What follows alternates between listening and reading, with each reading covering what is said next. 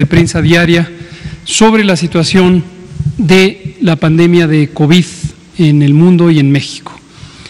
Hoy nos acompaña nuevamente y nos da mucho gusto el director de prestaciones médicas del Instituto Mexicano del Seguro Social, nuestro amigo y colega, el doctor Víctor Hugo Borja Aburto. Bienvenido, doctor Borja. Buenas noches.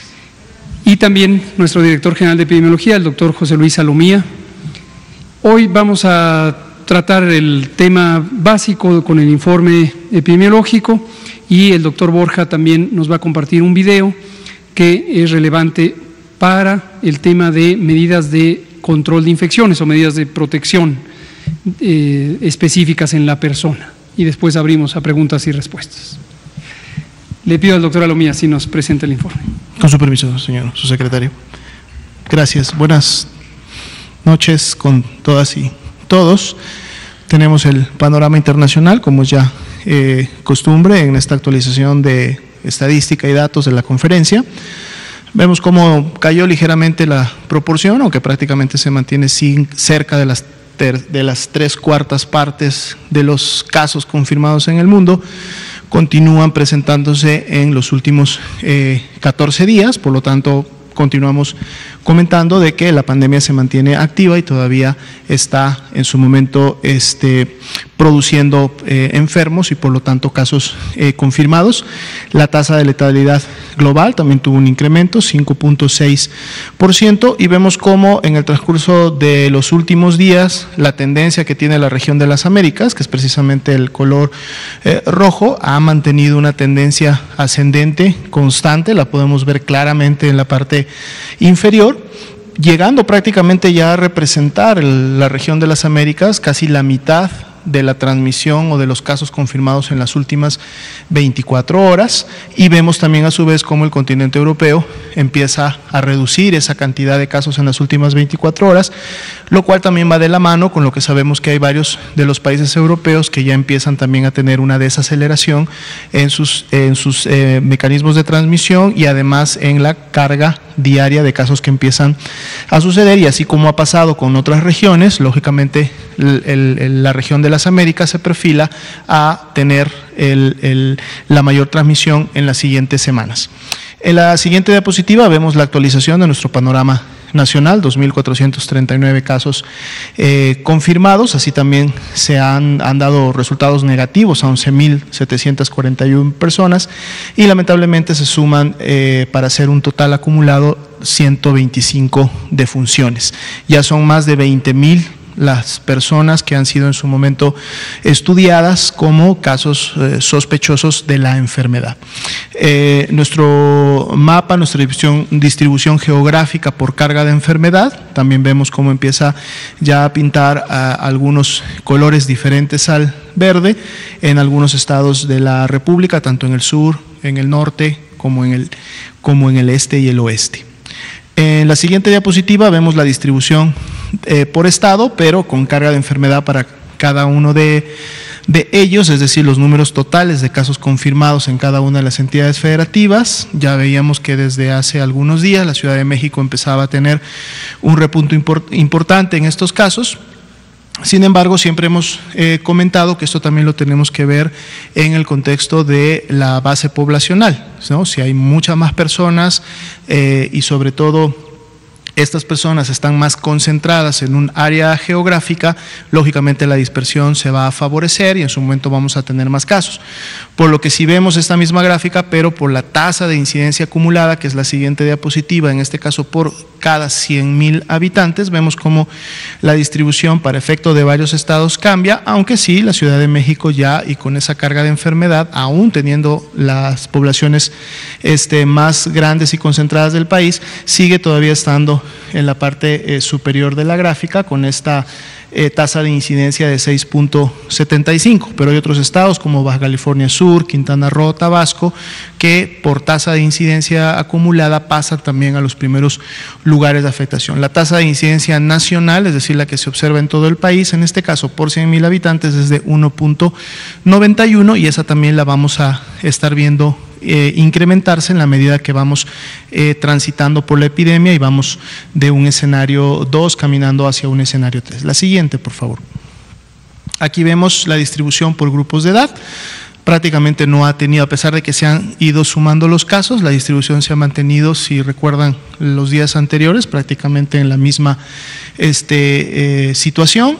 Población adulta joven, que es la que se enferma, tenemos una barra importante en los mayores de 65 años también, y prácticamente los hombres representan un poco más de carga de enfermedad con un 58%, y los menores de edad los que son menos afectados hasta el momento. La siguiente, por favor. Tenemos la distribución por grupo de edad, pero ahora también considerando el tipo de atención médica que tuvieron que requerir, en este caso los hospitalizados, que es un 26%, cuando vemos qué grupos de edad son los que han tenido que ingresar a este segundo nivel o tercer nivel de atención, vemos cómo también se incrementa, ahora sí de manera importante, prácticamente ya estar a la par en los mayores de 65 años, de también a su vez los casos ambulatorios de ese grupo de edad. Esto va cada día reforzando que mientras más edad tiene uno, y podemos ver también cómo es una curva ascendente de las barras amarillas que se va incrementando en la medida de que se va incrementando la edad, se incrementa el riesgo también de no solamente ser un caso que desarrolle una enfermedad leve, sino que va a requerir de hospitalización porque de seguro desarrolló algún signo de alarma, o la condición o la complicación de neumonía está requiriendo que la persona sea ingresada, y lo podemos ver fácilmente en la gráfica. En la siguiente diapositiva vemos precisamente un poco la distribución de cómo se han comportado estos casos que han sido hospitalizados.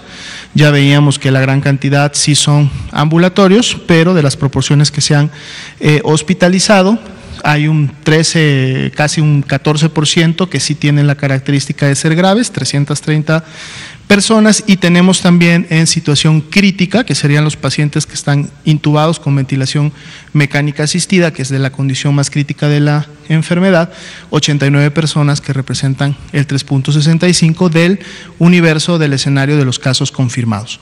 En la siguiente diapositiva empezamos a ver ya la distribución de las defunciones. Se mantiene la tendencia a mayor edad, tenemos mayor carga de defunciones. Recordemos que este ha sido un factor de riesgo que siempre se ha identificado, y en este caso sí, las 3/4 partes de las personas que han fallecido han sido hombres. Aquí tenemos también sí una tendencia que se va hacia este grupo. En la siguiente diapositiva vemos las defunciones asociadas a las comorbilidades o factores de riesgo que han tenido estos pacientes. Hipertensión, diabetes y obesidad destacan pronunciadamente, son las que más han estado presentes en la comorbilidad, y recordando que casi el 80% de las defunciones inclusive han tenido 2 comorbilidades asociadas, no solamente una comorbilidad. Entonces de ahí siempre el llamado que se hace todos los días a, si yo soy una persona que pertenece a uno de estos grupos de riesgo, con mayor razón debo de quedarme en casa, y mi familia debe de ser un cerco protector y además cuidador para mi persona. La siguiente diapositiva vemos también las defunciones, cómo se distribuyen por entidad federativa, pero así como lo veíamos con la tasa de incidencia, en la siguiente diapositiva también vemos la tasa de letalidad que en este caso hay para las defunciones por estado, en donde no necesariamente están a la cabeza las entidades federativas que han presentado la mayor cantidad de defunciones, sino más bien, cuando hablamos de letalidad, cuántas de las personas que se confirmaron que enfermaron de COVID-19 lamentablemente terminaron falleciendo, y aquí podemos ver esa distribución. Otra manera de poder observar las defunciones es a través de la mortalidad, que es la siguiente diapositiva que tenemos, en donde también puede haber una redistribución en el orden de los estados, y esto representa en un momento cuántas personas fallecen lamentablemente de la enfermedad de todos los habitantes que hay en una localidad, a diferencia de la letalidad, que es solamente del grupo de los que enfermaron, en este caso por COVID-19, y aquí también, como comentábamos, podríamos ver grandes diferencias más allá de la concentración o cantidad de defunciones que en su momento se producen.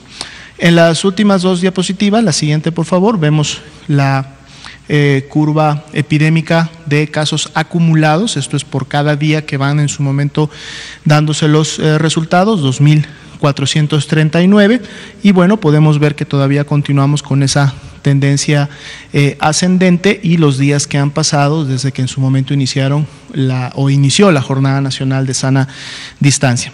La siguiente y última diapositiva es también la curva de casos acumulados, pero además en la parte inferior y en barras de color naranja nos muestra la carga incidente, es decir, la cantidad de casos que se han confirmado día por día, en donde, si ustedes pueden notar, también tenemos para prácticamente los últimos 5 días una tendencia ascendente, ¿no?, que se va dando día con día en la medida que se van confirmando los casos, no muy pronunciada aún, pero hay que, si lo vemos en el gráfico, se consideraría ascendente como tal. Ese sería el panorama nacional para hoy.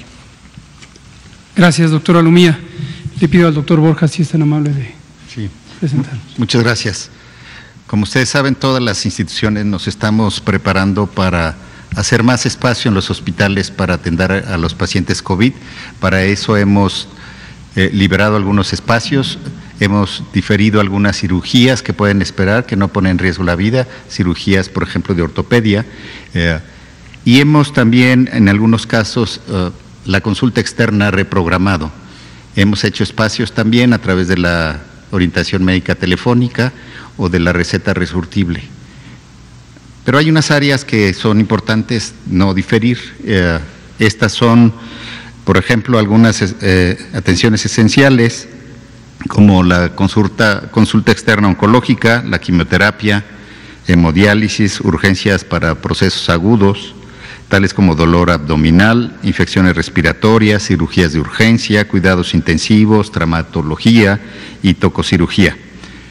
Sin embargo, la consulta externa de algunas especialidades se va a mantener, y para lo cual hemos desarrollado un video para la protección de médicos y pacientes. Este video está dirigido a personal de la salud que no atiende pacientes COVID, que está fuera de las áreas de atención de pacientes COVID. Los invito a verlo.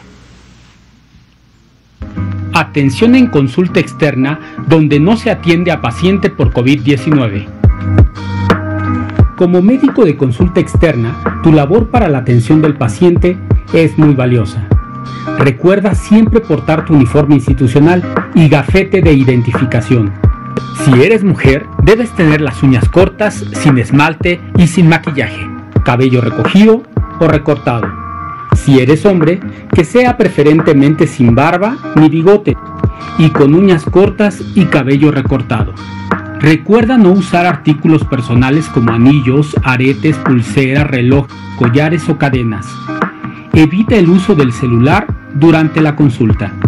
Antes y después de atender a un paciente, es importante que realices el procedimiento de higiene de manos con agua y jabón durante al menos 40 segundos o con solución base alcohol al 70% durante 20 segundos, de acuerdo con lo establecido por la Organización Mundial de la Salud. Recuerda mantener la sana distancia de al menos 1,5 metros del paciente y utiliza un cubrebocas quirúrgico. La técnica para colocar el cubrebocas quirúrgico es la siguiente. Revisa cuál es el lado correcto. Las costuras gruesas corresponden a la parte interna del cubrebocas quirúrgico. Sujeta las cintas elásticas y pásalas por detrás de la cabeza o de las orejas, de acuerdo al modelo. Es muy importante que tus manos no toquen la parte interna. Debe quedar completamente ajustado a tu cara, cubriendo la nariz y boca. Evita tocar el cubrebocas quirúrgico mientras lo traes puesto. Si es necesario ajustarlo durante tu jornada laboral, realiza higiene de manos con solución base alcohol al 70% o con agua y jabón. Debes traer el cubrebocas quirúrgico durante toda tu jornada laboral. Aunque traigas el cubrebocas quirúrgico, tapa boca y nariz al toser o estornudar con el ángulo interno del brazo. Evita traer el cubrebocas en el cuello, en la cabeza o en algún otro lugar. Para retirar el cubrebocas quirúrgico debes: realiza la técnica correcta de higiene de manos. Cuidadosamente, toma el resorte o cintillas elásticas por detrás de la cabeza y estíralas para facilitar el retiro. es importante que no toques la parte externa. Deséchalo inmediatamente en el bote de basura. Es recomendable que reemplaces la mascarilla cuando esté húmeda, rota o haya sufrido algún desperfecto. Después de retirar el cubrebocas quirúrgico, realiza higiene de manos con agua y jabón o solución base alcohol al 70%. Este material es el específico y adecuado para las actividades que desempeñas en tu área de trabajo. Es muy importante emplearlo adecuadamente y no usar modificaciones o variantes de este último. En caso de que realices exploración física del paciente, es necesario hacer higiene de manos con agua y jabón o solución base alcohol al 70% en los 5 momentos de la atención. Al salir de tu lugar de trabajo, no portes tu uniforme institucional. Colócalo en una bolsa de plástico cerrada.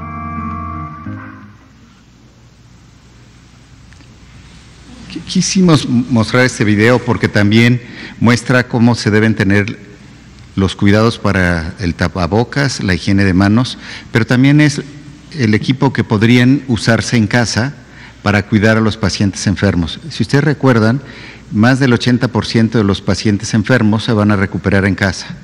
En casa les hemos recomendado algunos cuidados específicos y es el equipo que puede tener el cuidador del paciente y debe de seguir de igual manera la higiene de manos. Igual que el personal médico, quien cuide el paciente en casa debe seguir estas precauciones. Muchas gracias. Muchas gracias, doctor Borja. Vamos a abrir a preguntas y respuestas. Nomás quiero aprovechar, ayer Blanca Valadez me preguntaba por el tema de las personas con discapacidad y qué cuidados tiene que tener la persona que les asiste. Entonces, precisamente lo que presentó el doctor Borja y el video es para ilustrar este tipo de situaciones y también de uso general, aunque no sea una persona con discapacidad. Hoy vamos a empezar con un hombre que ha estado pidiendo la mano atrás de Ángeles Cruz y luego nos vamos con las mujeres. Buenas tardes, Juan Hernández del periódico Basta de Grupo Cantón. Serían 2 preguntas en específico, así concretitas. La primera, ¿qué procedimientos se deben de seguir precisamente la Secretaría de Seguridad Capitalina, bueno, en este caso las corporaciones policíacas, debido al caso de que hoy se ha dado a conocer que hay 9 infectados por coronavirus y de hecho el día de ayer que muere el policía, que no se sabía que te había muerto por coronavirus, ¿no? ¿Qué se tiene que hacer en esos casos? Y la segunda, creo que no sé si ya le han preguntado aquí sobre el tratamiento para las personas que fallecen. ¿Qué es lo que se tiene que hacer? ¿Cómo se le debe dar el tratamiento? Hay quejas de que las funerarias no están admitiendo a las personas que han fallecido, entonces es una queja que ha pasado como en otros países. ¿Cómo ustedes van a capacitar precisamente a esta área de lo que es servicios funerarios precisamente para que no haya este atentado contra los derechos humanos de las personas, de los deudos? Gracias. Gracias, muy amable. Tenemos uno de los grupos de trabajo precisamente dedicado al tema de las lamentables defunciones y el tema de servicios funerarios.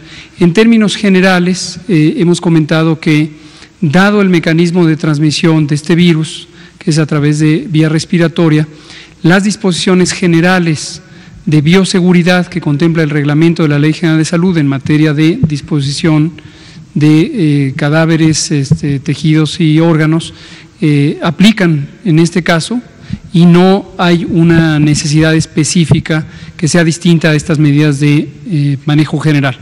Todas las agencias funerarias que tienen una licencia sanitaria, que tienen un aviso de funcionamiento regulado por la COFEPRIS, conocen o deben conocer estos procedimientos y seguirlos, ¿no?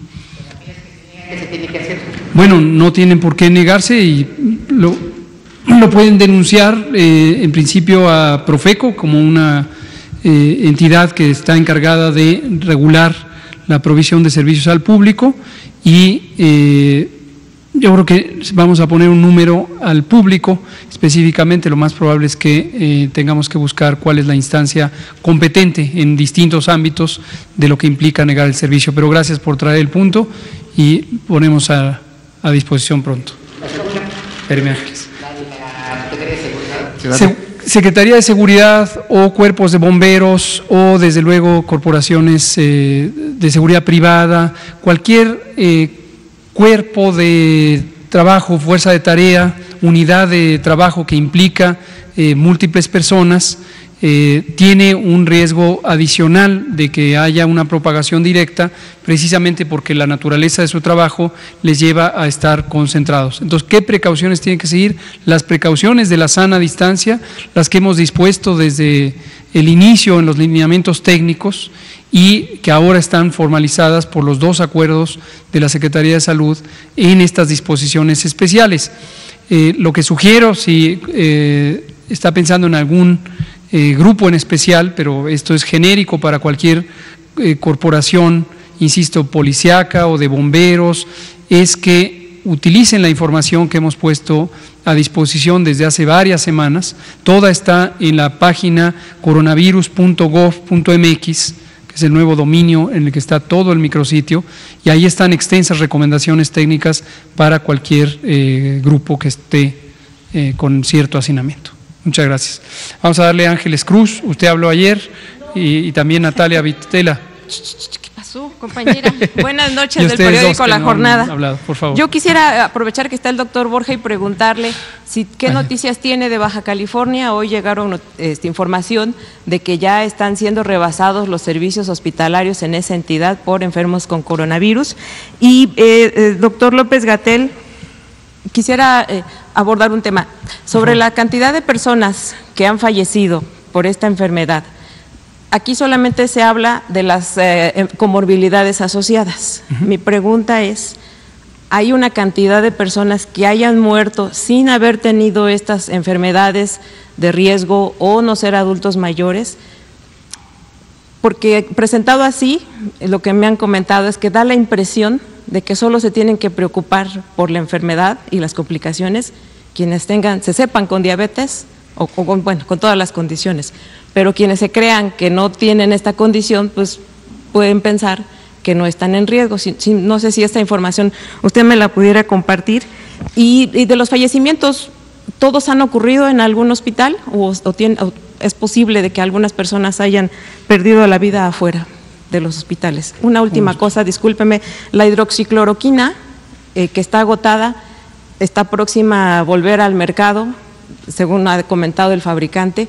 ¿Hay ya disposiciones de la Secretaría del Gobierno Federal para regular la venta de este producto? Porque hoy cualquiera que vaya y lo pida, se lo dan, si hubiera, claro. Pero cuando haya va a pasar. Claro, muchas gracias. Gracias.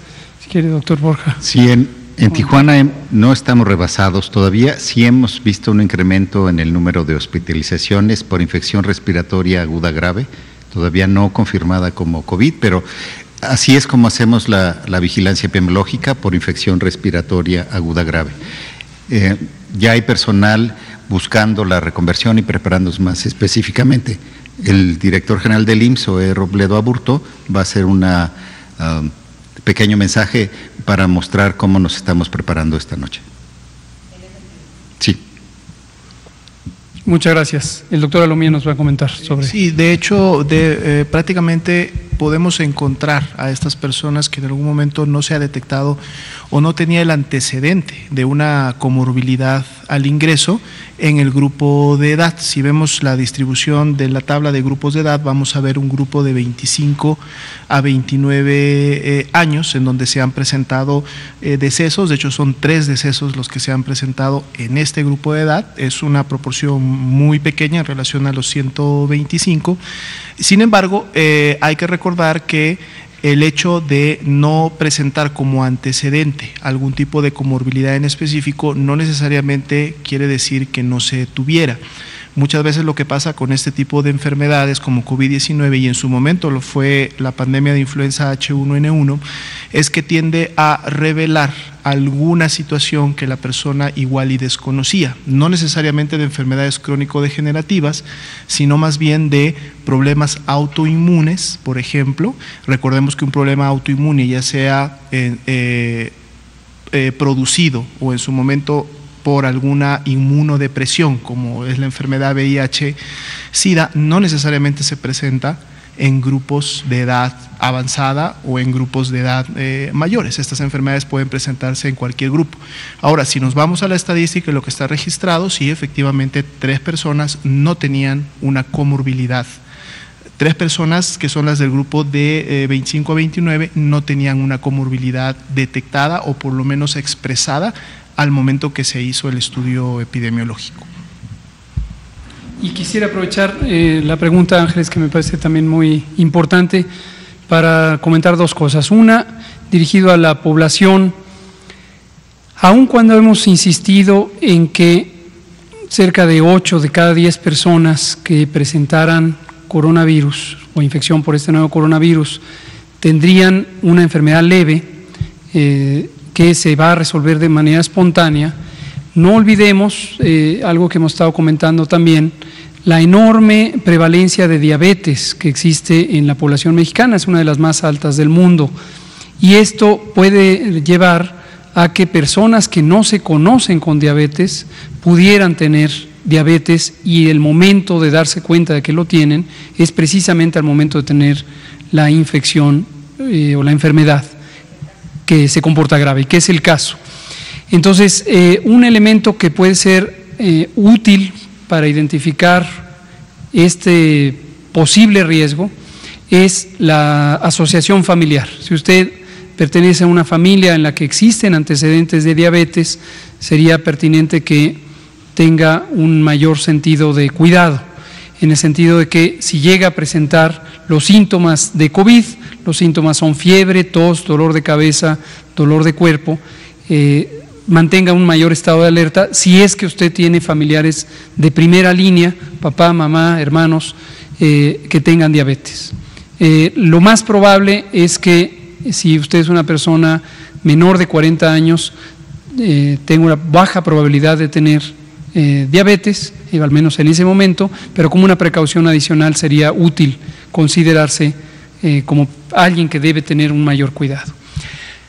Y la otra cosa que quiero comentar es mi agradecimiento al Instituto Nacional de Salud Pública. Este instituto que tiene como misión, pertenece a la Secretaría de Salud y tiene como misión precisamente generar conocimiento científico y formar profesionales para las políticas públicas de salud, nos ha estado dando un acompañamiento científico muy vigoroso, las modelaciones matemáticas, algunas de ellas ha sido con la ayuda del instituto, y lo relaciono porque precisamente estamos ahora trabajando junto con el instituto en hacer un análisis ya más específico de cuáles son las distintas comorbilidades o estas enfermedades que padecen las personas con COVID, que tienen desenlaces fatales, y hay algunas que son de especial importancia. Hasta el momento son la diabetes precisamente y la inmunosupresión, que pueden aumentar hasta 95% y 76% respectivamente el riesgo de complicaciones y el riesgo de muerte. El análisis todavía es preliminar, se está trabajando, y seguramente cuando tengamos una mayor cantidad de datos va a ser mucho más robusto el análisis. Pero agradezco, el instituto nos ha acompañado en mucho, también a través de la doctora Celia Alpuche nos ha ayudado también en la reorganización del proceso diagnóstico, y en fin, es una institución que nos acompaña mucho. Cloroquina. Cloroquina e hidroxicloroquina son 2 medicamentos que se inventaron hace muchos años, hace más de 40 años, para el tratamiento del paludismo, pero desde hace, no sé el dato exacto, pero unos 30 años se utilizan también como inmunomoduladores para enfermedades reumáticas, lupus, artritis reumatoide, entre otros.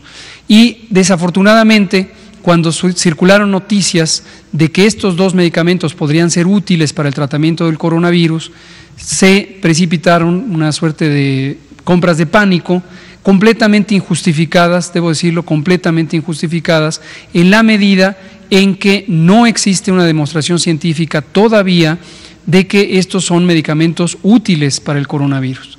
Menos útil aún es tenerlos en reserva, esperando como una especie de medida de protección o precaución anticipada. Entonces, desafortunadamente eso llevó a desabasto en las farmacias privadas de estos 2 medicamentos, y sabemos que hay personas con enfermedades inmunológicas que hoy los necesitan.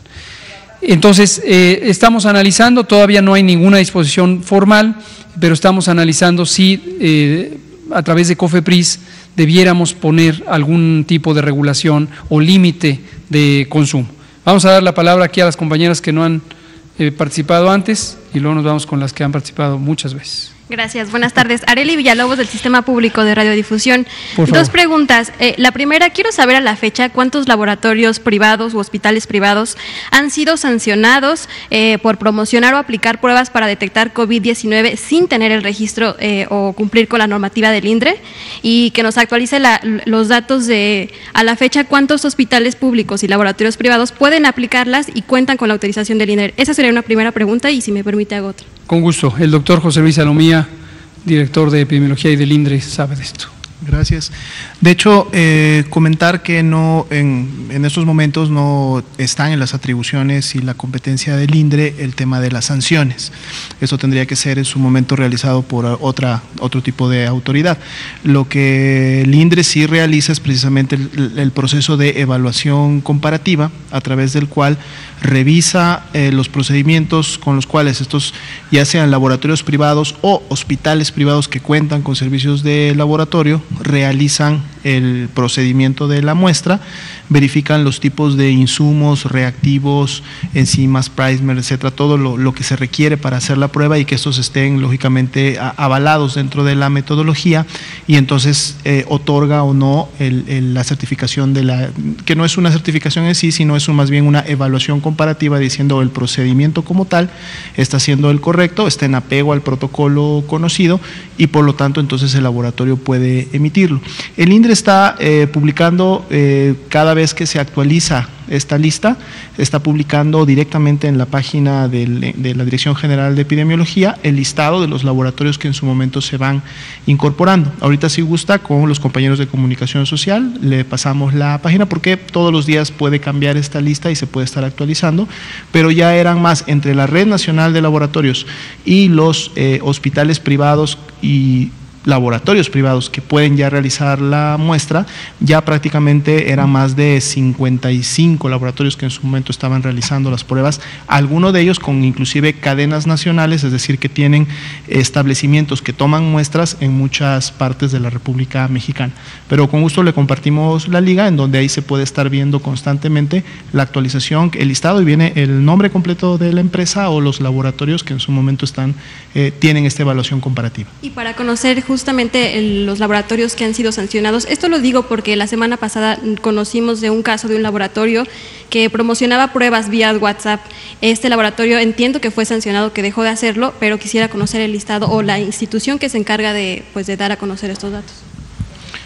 Correcto, normalmente eso tendría que caer un poco más en el marco precisamente de la autoridad sanitaria que regula la actividad tanto del otorgamiento de servicios de salud, como en su momento los procedimientos que se llevan al interior de este tipo de establecimientos.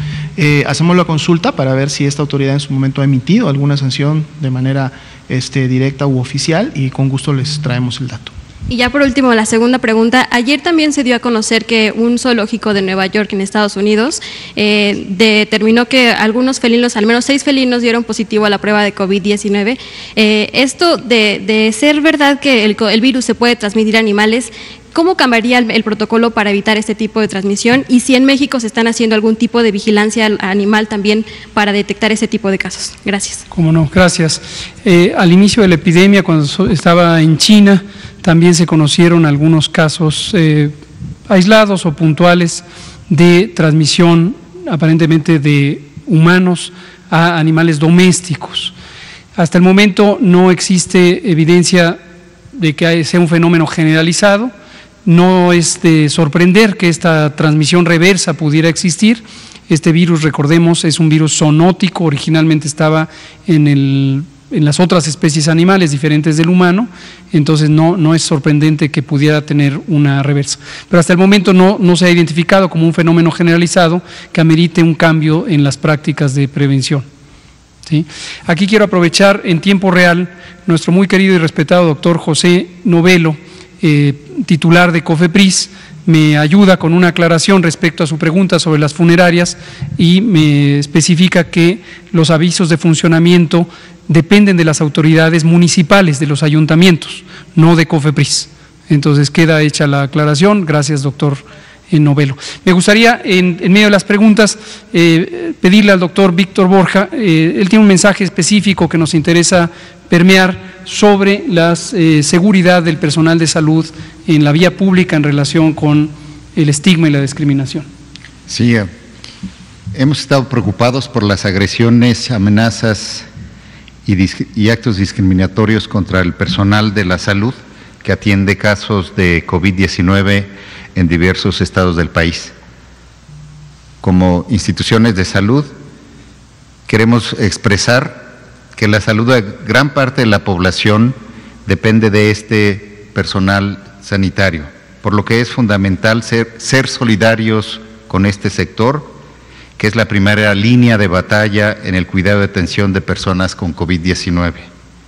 Amenazar la integridad física del personal médico o afectar el funcionamiento y operación de la infraestructura hospitalaria destinada en este momento a atender la emergencia sanitaria vulnera la capacidad de respuesta que la población requiere.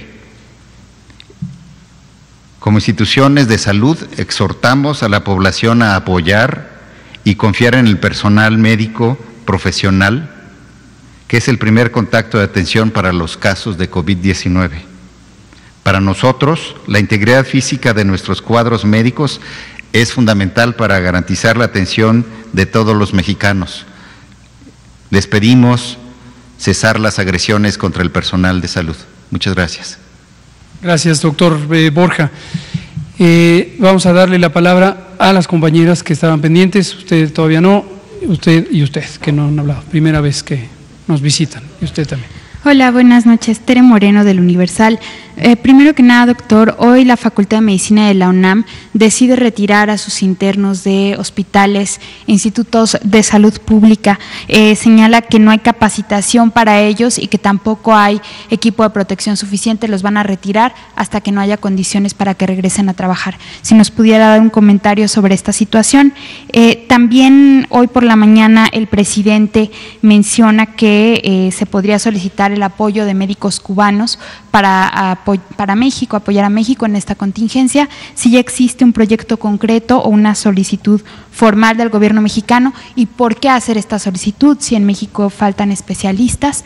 Y al doctor, si nos pudiera por favor detallar un poco más sobre estas agresiones. Ya hemos visto amenazas en redes sociales, distintas noticias, pero si ya ha habido agresiones físicas directas al personal de salud del IMSS y también pues de las otras instituciones. Gracias.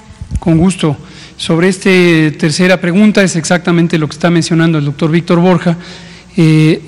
Habían sido casos, se podría decir, aislados, pero todos ellos son indignantes, son lamentables y lo que muestran es, desde luego, un fenómeno que es natural, pero de ninguna manera justificable, que consiste en que el miedo produce reacciones irracionales, produce reacciones que no tienen ningún sentido, ningún fundamento y no tienen justificación alguna cuando se trata de el respetar la dignidad y la integridad de las personas.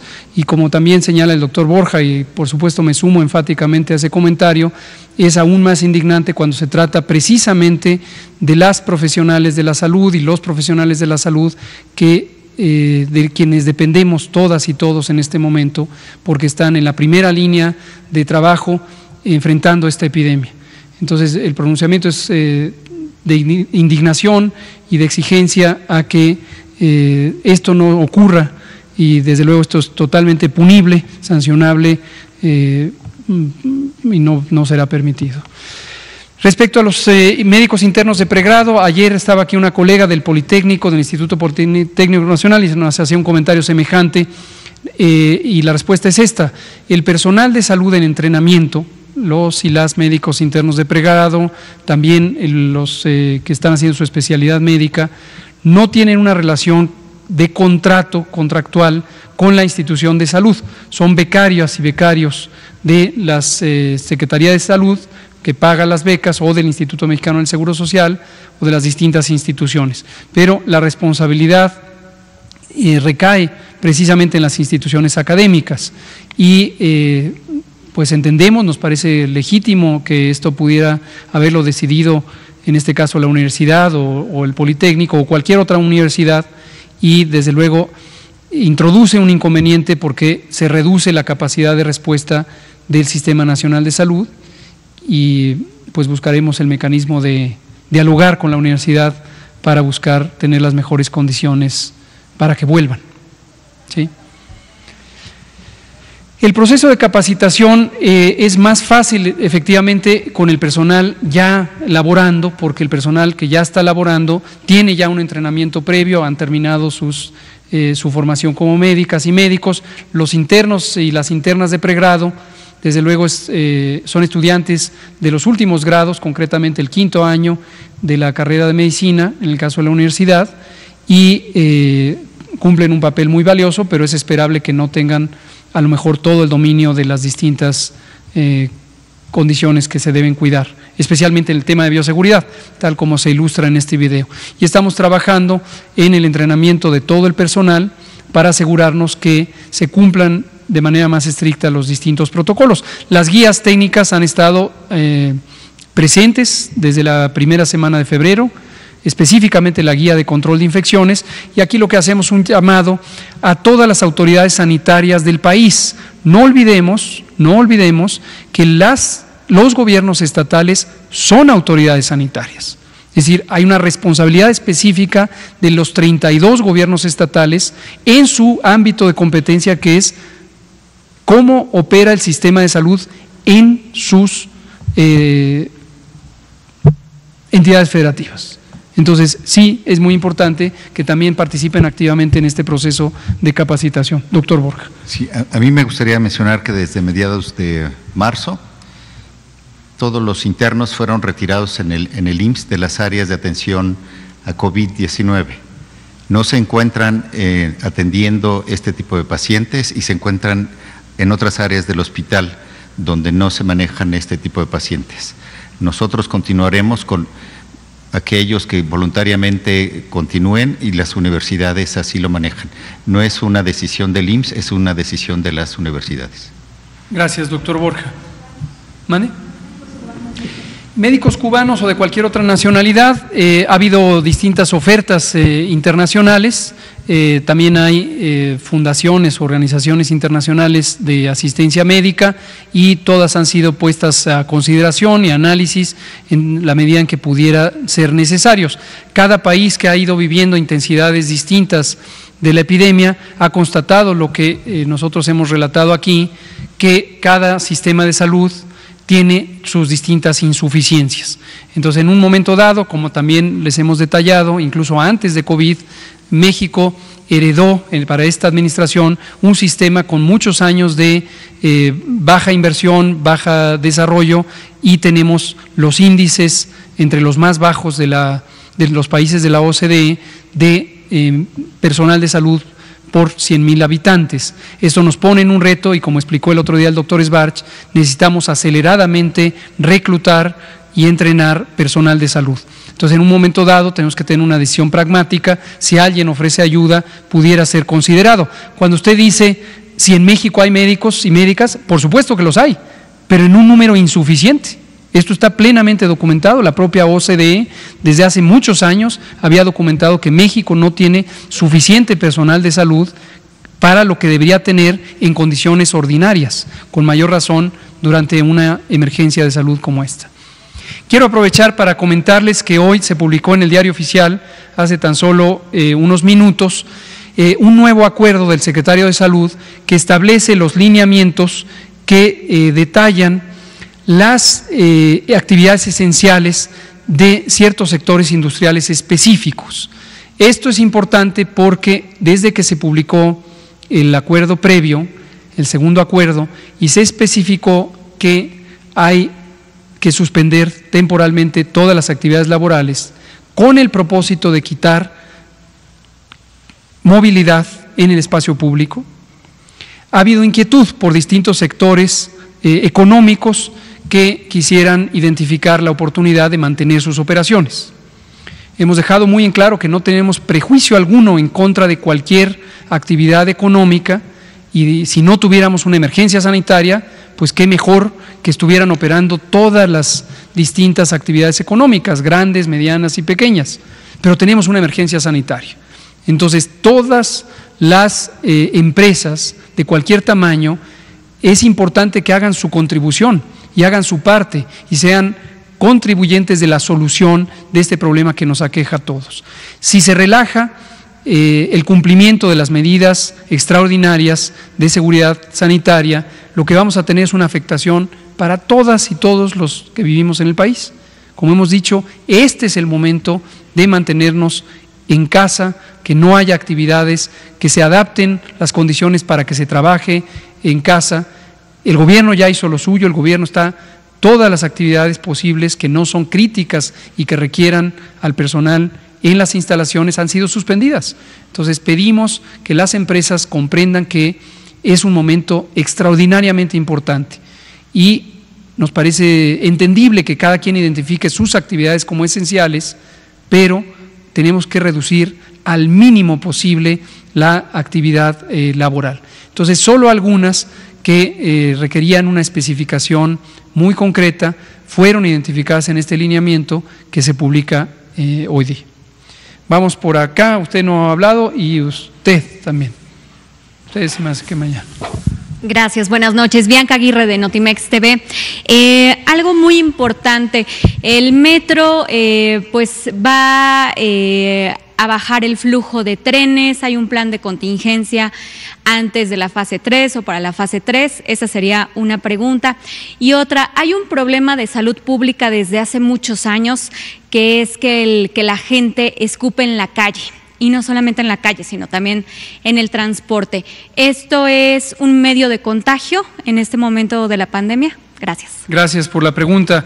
Abordo la segunda antes que la primera. Yo no identificaría el escupir en la calle como un problema de salud pública en sí mismo. Desde luego, potencialmente podría ser un mecanismo de contagio, no muy eficiente comparado con otros, con el de transmisión directa por la vía respiratoria o a través de las manos o incluso a través de superficies inertes. Por cierto que no debemos también confundir, no hay ninguna recomendación específica de limpiar los zapatos o ponerse botas especiales o protección hacia el calzado. En general asumimos que lo que está hacia abajo, hacia el piso, está contaminado con múltiples microorganismos, no solamente el nuevo coronavirus. Entonces, quizá es más un problema de higiene pública, pero no consideramos que tenga una importancia crucial en este momento. Y lo otro es sobre el metro y también el otro transporte público, los microbuses, los camiones. Justamente no hay la necesidad de reducirlo porque sería adverso. Retomo sobre cuál es la lógica de la medida de seguridad sanitaria. Si nos enfocamos a la población económicamente activa, en México la población económicamente activa está formada por cerca de 57 millones de personas. La medida de seguridad sanitaria está destinada a temporalmente suspender la actividad laboral en todos los sectores público, social y privado, porque eso lo que va a resultar es en que no exista la demanda de personas en el espacio público, en el transporte, en el trabajo y cualquier punto intermedio entre la casa y el trabajo.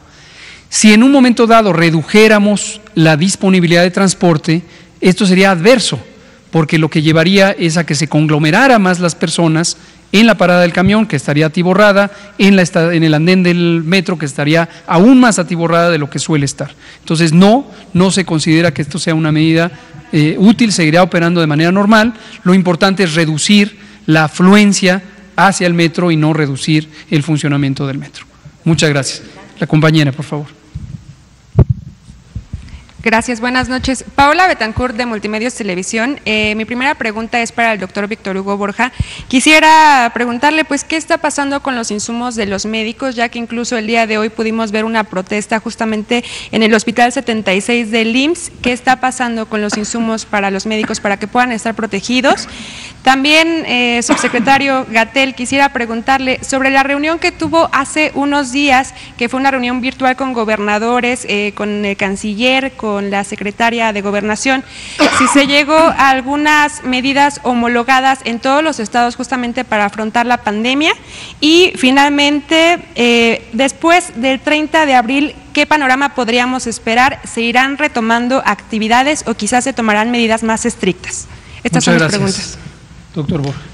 Sí, si ustedes recuerdan, nosotros reconocimos algunas dificultades al principio de la epidemia con los insumos y la capacitación del personal. El personal se encuentra ya capacitado y en los insumos se encuentran en proceso de completar. Llevamos más del 80% de las áreas del IMSS con los insumos completos. Estos se completarán esta semana. Sobre todo hemos tenido problemas con N95, que es el equipo que se utiliza para áreas específicas donde se generan aerosoles. El resto se encuentra cubierto.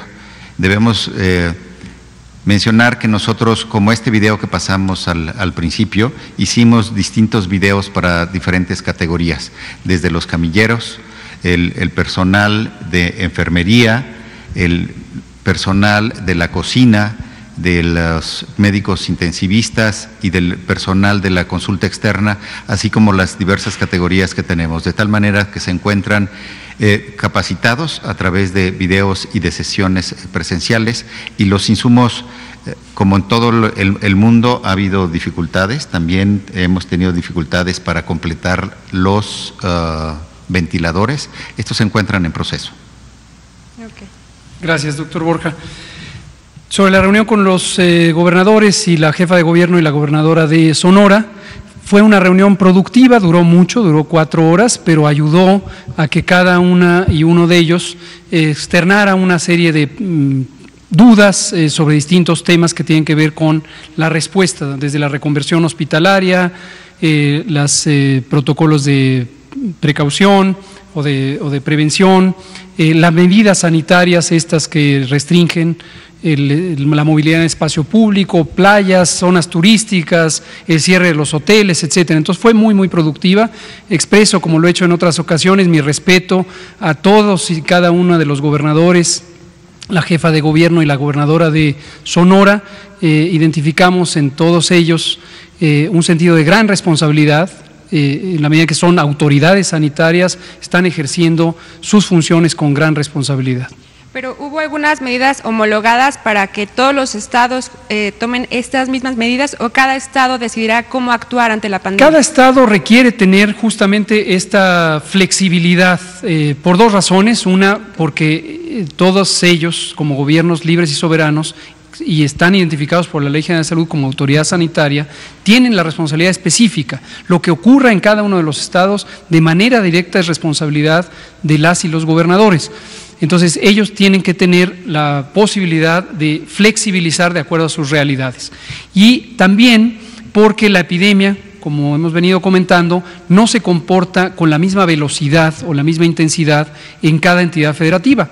Concretamente, en el Valle de México es esperable que la jefa de gobierno y el gobernador del Estado de México necesiten tener medidas más intensivas que lo que tiene en un momento dado el resto del país, porque la transmisión es más intensa en el Valle de México. Y sobre el panorama que podemos esperar después del 30 de abril, si quizás haya medidas más restrictivas, o qué podemos esperar. Es temprano para identificarlo, es temprano. Nosotros monitoreamos la situación epidemiológica todos los días, varias veces al día, y finalmente la traemos en un resumen aquí a las 7 de la noche. Pero le agradezco su pregunta para recordarle a todas y todos que estas medidas se necesitan ahorita en la fase 2 y que nos seguimos acercando a la fase 3. Irremediablemente vamos a llegar a la fase 3, irremediablemente vamos a tener más y más y más y más casos, y también casos graves, y también sobreocupación de los hospitales. Entonces, este es el momento de quedarnos en nuestra casa, disminuir la transmisión, porque la situación va a ser aún más intensa, de hecho más intensa después del 30 de abril. Porque es el momento en que va a estar creciendo la curva epidémica. Las medidas se aplican con antelación, por eso las decretamos desde la mitad de febrero, entraron en vigor el la mitad de marzo entraron en vigor el 23 de marzo, y es ahora donde tenemos que ejercerlas. Se ha contemplado, y así está dispuesto en el acuerdo del secretario de Salud publicado la semana pasada, que rumbo al momento en donde se termine la Jornada Nacional de Sana Distancia, trabajando en colaboración con la Secretaría de Economía y la Secretaría del Trabajo, definiremos las modalidades específicas para continuar con estas medidas de sana distancia en otras vertientes. Pero insisto, es temprano para saber si serán más estrictas o menos estrictas. Blanca Valadez, por último. Gracias. Pero nos quedan poquitos minutos. Sí, sería muy rápido. Doctor Borja, a partir de esta pandemia, ¿cuántas consultas han recibido? ¿Cuántas incapacidades se han generado a partir de esta herramienta digital? ¿Si hay saturación o no ahorita? Y doctor Gatell, nos enteramos o documentaron un caso en Oaxaca de un delegado que se escapó siendo positivo de COVID, y no solamente se escapó, sino que escupió a los pacientes, escupió a las personas que estaban ahí por no dar un trato preferencial. Esto fue en un hospital regional del ISSSTE. Saber qué nos puede decir al respecto. Y al doctor Alomía, estas 3 personas que no forman parte de las personas crónicas, que no tienen, ¿por qué fallecieron? Es decir, ¿cuál fue el factor que detonó? ¿Se tardaron o qué pasó? Gracias. Gracias. Doctor Borja. Sí, en el IMSS damos cerca de 18 millones de consultas al mes. Este número no ha disminuido, pero se ha sustituido por las consultas regulares por aquellos pacientes con infecciones respiratorias. La mayor parte de aquellos que hemos atendido son infecciones respiratorias que no se confirman como COVID. El fin de semana recibimos cerca de 10,000 llamadas en la orientación médica telefónica, el call center que tenemos, y de estos solo 600 fueron derivados específicamente a que fueran a los servicios de salud. Los demás se mantienen ambulatorios. Le preciso el dato después. Sobre el delegado no tengo conocimiento de esto, pero lo vamos a averiguar y mañana lo comentamos. Bueno, la causa de la defunción en todas, de hecho, las defunciones que se han presentado hasta el momento, incluidas estas 3 que no tenían un antecedente de comorbilidad al momento de la consulta, han sido siempre la neumonía, es decir, la complicación que se da por la infección de COVID-19 es la progresión hacia una neumonía, la cual se agrava, causa una serie de daños en el parénquima, en las células pulmonares. Esto lógicamente limita el intercambio gaseoso de oxígeno que el cuerpo necesita y genera toda una serie de complicaciones, ¿no? Lo que no se sabía, como comentaba al inicio de estas personas, es si tenían o no alguna comorbilidad. No todos los casos se realiza algún estudio post-mortem, eso depende también de la voluntad o de la petición de la familia, pero se podrían revisar en un momento o se tendrían que revisar en lo particular cada uno de ellos. Gracias, doctora Alomía.